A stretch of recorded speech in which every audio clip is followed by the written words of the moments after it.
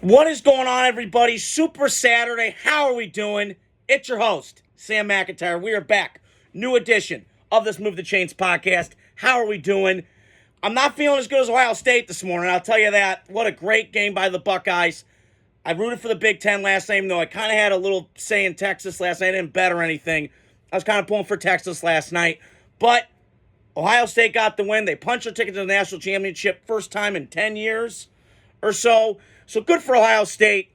Just impressive. I mean, they've been impressing me this whole playoff.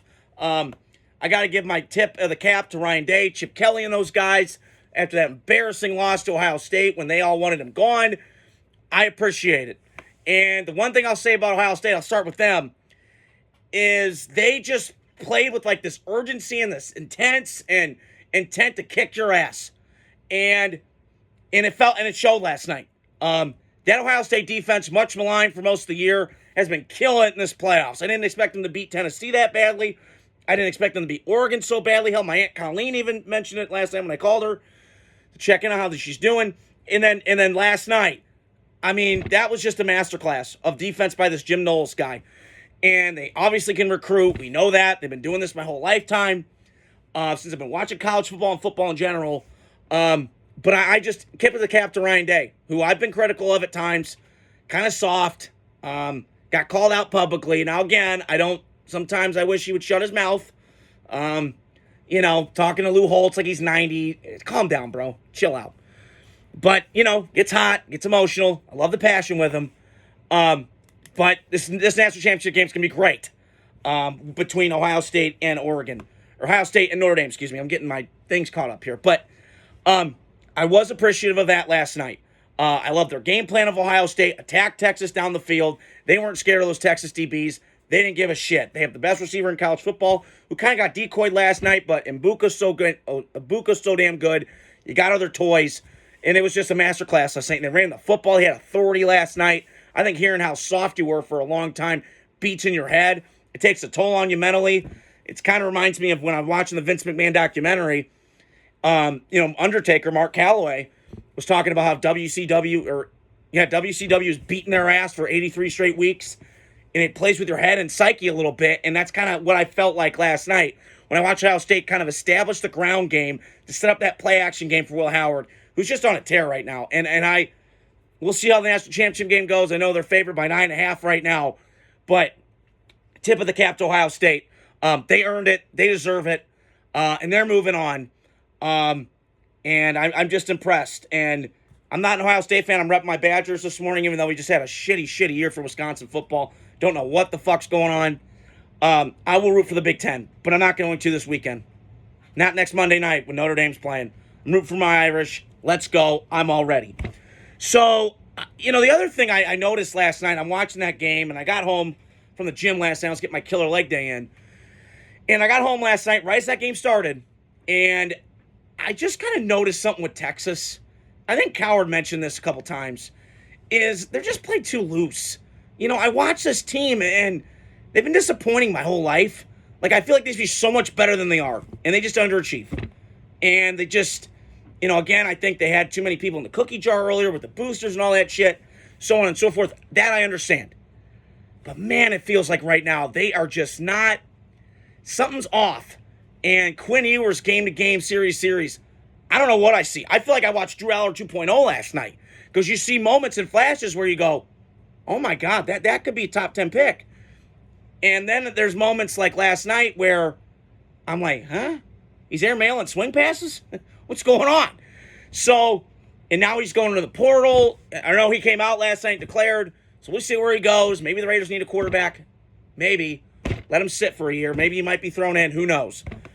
And I've never disputed the toughness with the kid. He's matured a lot, gone through a lot of shit. I mean, he was the highest ranked recruit you could ever have.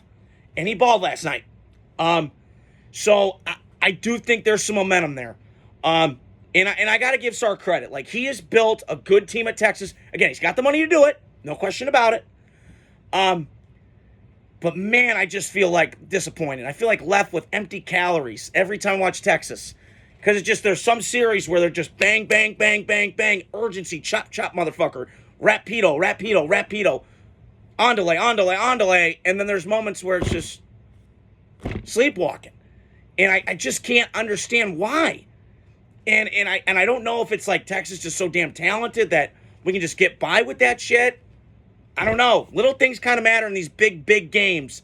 And you're seeing it with Penn State. You're seeing it with Texas, with Sarkisian, and with Franklin for Penn State.